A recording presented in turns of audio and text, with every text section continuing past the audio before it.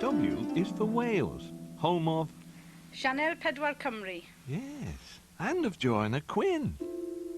I suppose I like to create characters that are very warm and strong and positive. I haven't got very mingy characters in my films. They're always quite nice. I mean, in Body Beautiful there was Vince, who was horrid, but he was quite nice, really, underneath it all. So, and people are often surprised when they meet me because they think I'm going to be big and fat and Beryl-like, but I'm not. I probably will be one day, I'm sure. You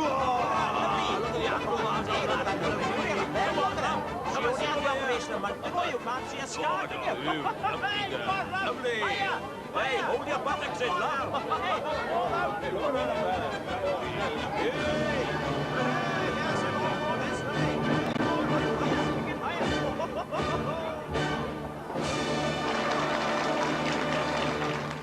Fancy a bit of that, boys?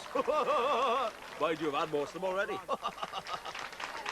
Well, all I can say is it's a good job I won in that, as I've been bloody useless. Ladies and gentlemen, we now present the Herod of Evening. Here we go then, girls. The moment we've all been waiting for, like... Dripping with anticipation. Okay, beautiful contest. Please welcome Bryn Griffith from Quality Control. Look at the gut on him. I thought my husband's was fine. Second contestant, the price of key component.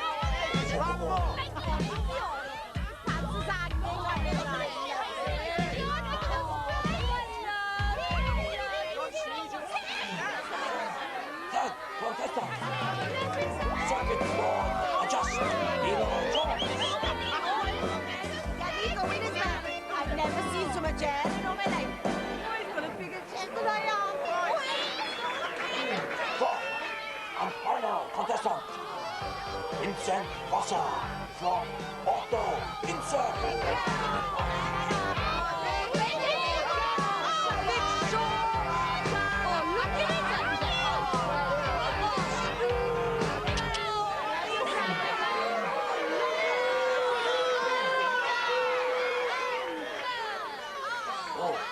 Ladies and gentlemen, there be re-entering the contest.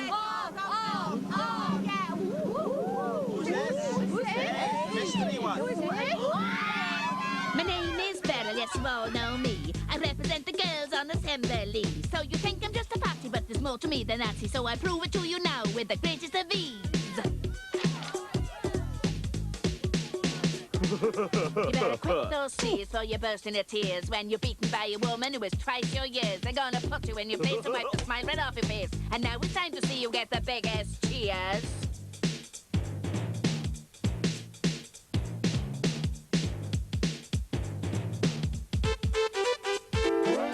What's up, little Vincy? 'Cause you're gone all incy-wincy. Is the pace too much for you to bear? It looks a bit embarrassing for you. Keeps harassing all the girls from up by here to down by there.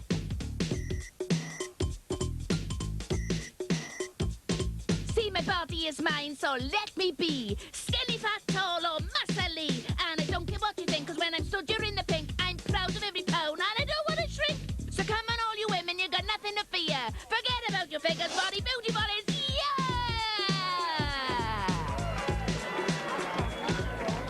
And gentlemen, most beautiful body belong to Beryl Thomas. Oh, the body lady. That's my Beryl.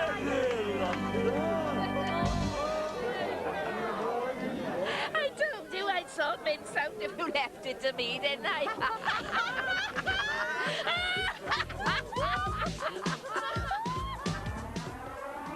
Back again with... X for X-Files and Extraterrestrials. This is a comparatively new phenomenon. The phenomenon of people being abducted by aliens is comparatively new. All right. I certainly don't see why people should say it's totally out of the question that people have been abducted, ha ha, how funny, you know. it's obviously by the law of averages. There must be other people out there, so why shouldn't we be being abducted? I ran into a friend of mine who knew about it because he's actually a UFO buff. And he said, yeah, it is interesting. But he said, do you know these people who've been abducted, they do drawings. And he said, the drawings are great. The first thing that anyone says is, can you do a drawing of what you saw? What did these guys look like, sort of thing. Out comes the drawing. Says, reams of drawings. And he said, you should make an animation film with the drawings. He said they were red. Yes, the being at the window was pure red, and very, very black. I mean, incredibly piercing. Just holes in his head. He communicated to me with a kind of a telepathy, which was so strong. Maybe I was very sensitive, but if it was a radio, he could have turned it to 2, and I would have heard very well, but he turned it up to about 20, so it was like, we're not gonna hurt you! And it was, you know, everything else went out of my head. It was terrifying. It was just almost like a blossom in my head. To be quite honest with you, when I'm outside and I walk and I see crowds of people on Wall Street and Axel Street, you know, I look at them and I say to myself, I wonder how many of them have been abducted. Yeah, it's just a flood. I don't know how many people there actually are, but I would estimate at least in this country anyway, in the tens of thousands, probably more. The screen memory in the classical psychological sense means that the person sees a traumatically frightening event and then softens it by inventing some other story. But this is not that. This is not something that the person makes up, himself or herself. This seems to be an image which is externally imposed into that person's memory by the aliens themselves.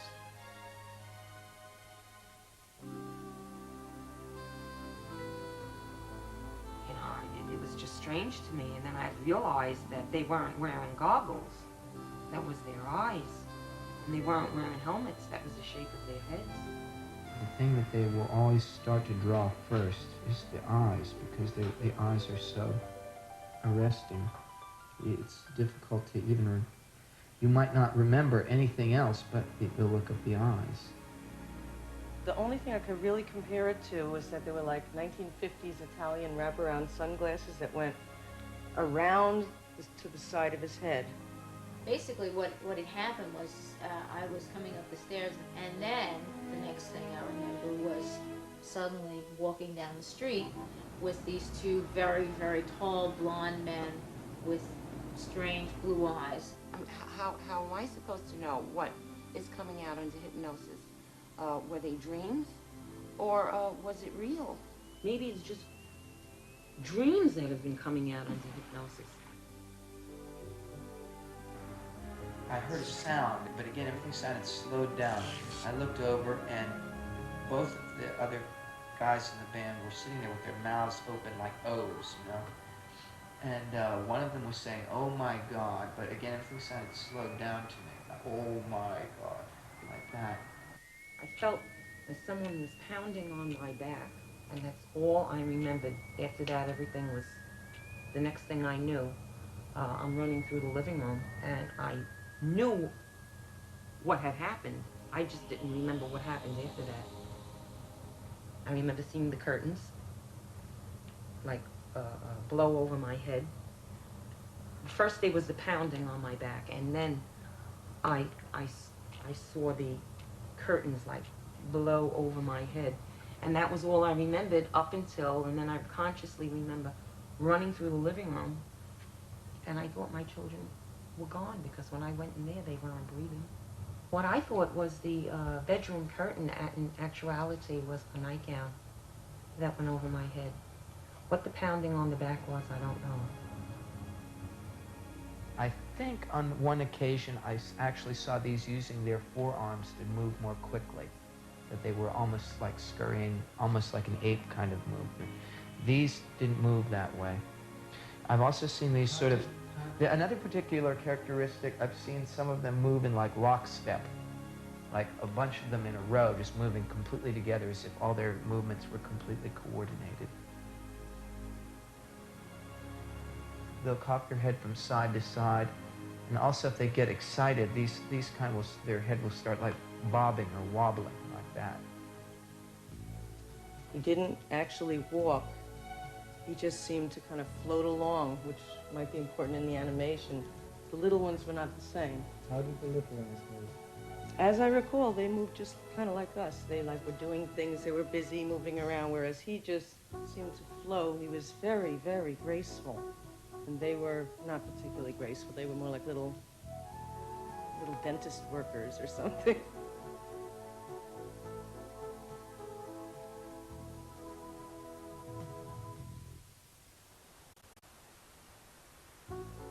The one thing that very clear in every regression, a terrible pain in my right nostril. And I believe what they did was they put an implant in, which eventually came out because I had a hole in my right nostril that bled for about 6 months when I was 12, which was my only physical evidence. And then someone, one of them, comes over to me with this thing that looks like a pick, a dental pick. Mm-hmm. A pick. Yeah. And he looks at me straight in the eyes. Eyes.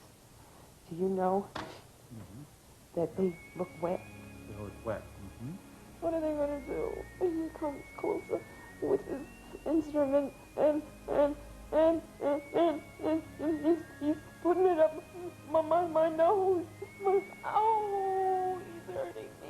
Okay, now we're going to turn that pain down very quickly. It's just very quick, and now it's gone. I guess I can describe it like this, that if you were to look in the water, you'd see part of the ship sort of like coming out from underneath the water, and then part of it was in the ground. So it was sort of like half showing.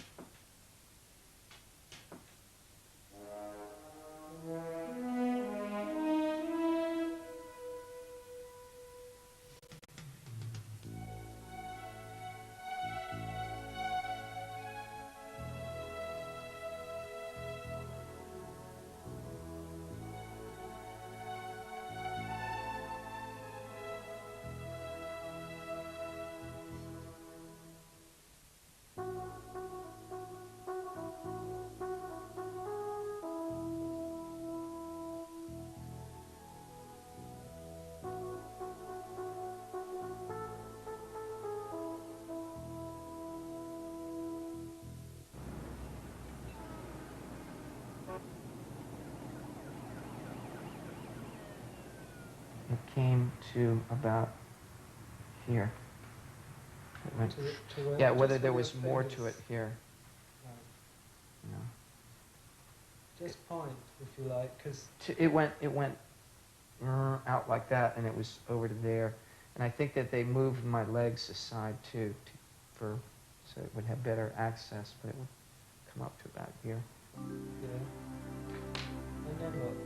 Well, then I didn't, as I said, I couldn't see anything else. It was just there, and I suddenly felt like a pressure sensation around my kidneys, and then like a moment later, I didn't feel any excitement or it didn't feel sexual at all. Just in the next moment, I had that sort of tender feeling that one has after one has had an ejaculation. I see them now. They're shaking. They're stiff. They can't. They move fast, kind of, but they're stiff. The arms are like straight down at their sides. I don't know. I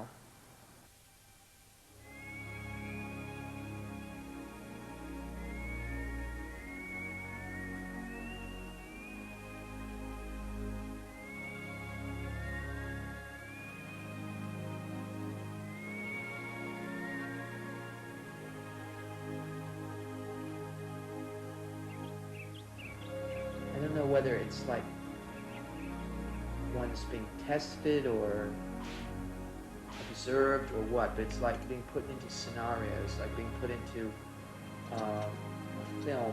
Suddenly you're someplace else in this situation. I remember a couple where I had to make a choice about, taking life or not taking life, or having to make terrible choices in that way.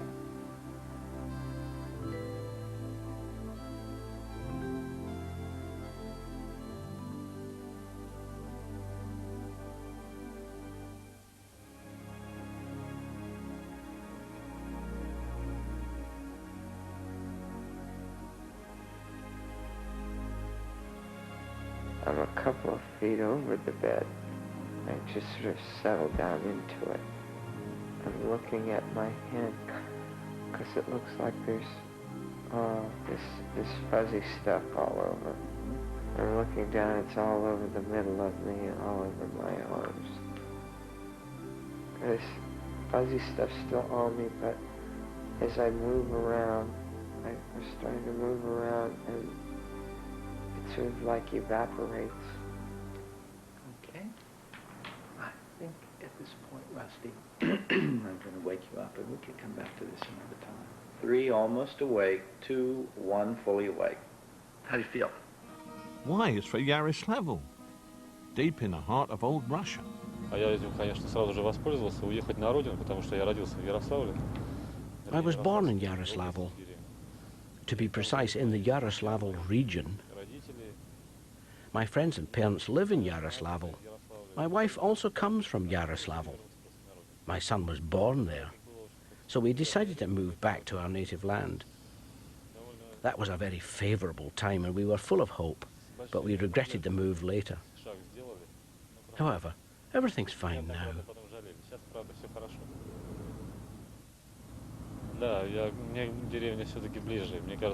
I'm closer to the country. Sometimes I think I'm doing the wrong thing making films. It would be better for me to plough, or breed cows, or cut the wood, or do something which is closer to the land.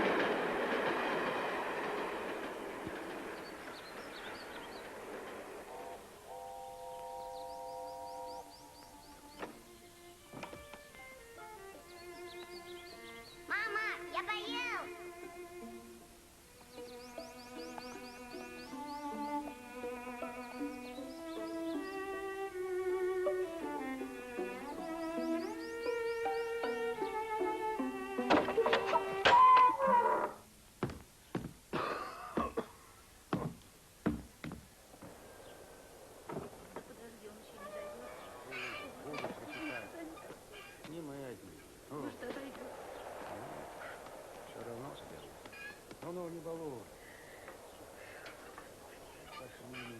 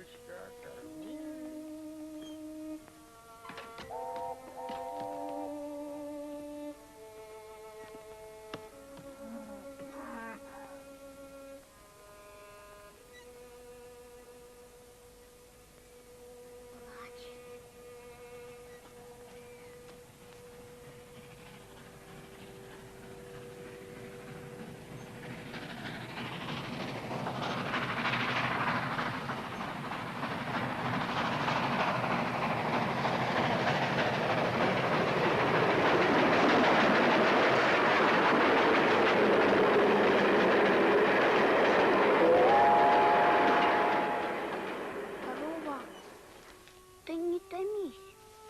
Знаешь, ты думай о нем что-нибудь хорошее. Тебе, наверное, лучше будет, полегчает.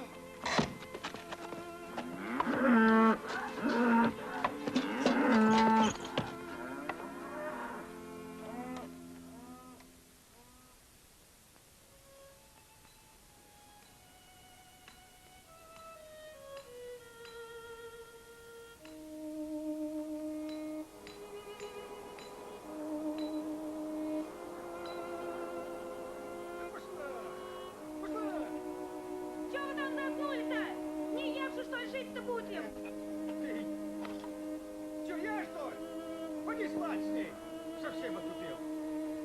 Спасибо, хоть не померла. Упрется еще. Стоит. И все, а я что? Потянусь-ка.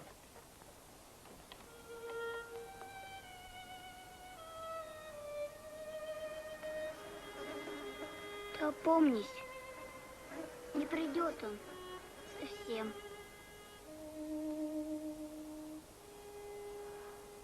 Теперь я тебя буду сыном.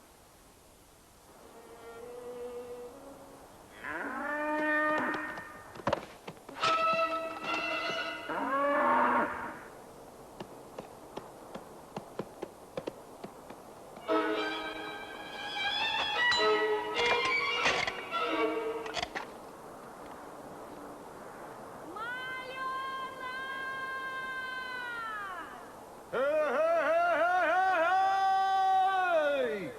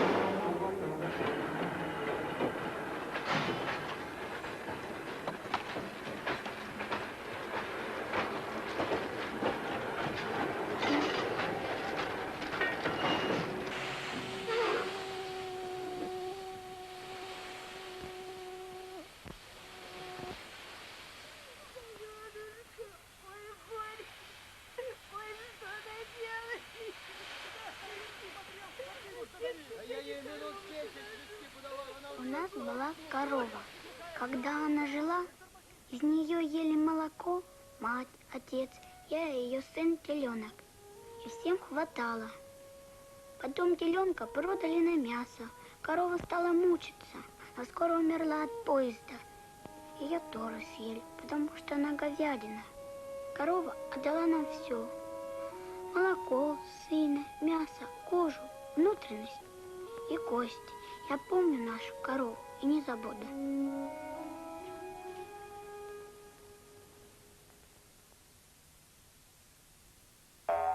Z is for Zebedee, the one with the spring. Dougal, said Florence, what they want is for us to cook a great big meal. And that's exactly what we're going to do, said Zebedee, the old-fashioned way. Butter, potato, milk paste, and a bowl of nice fresh fruit. A nice warm oven, and a sticky cake. It'd keep the dessert forks happy, you know. And everyone is going to help. What about some sugar, said Dougal. Very well, but strictly for cooking, mind, said Zebedee. Oh, naturally, said Dougal.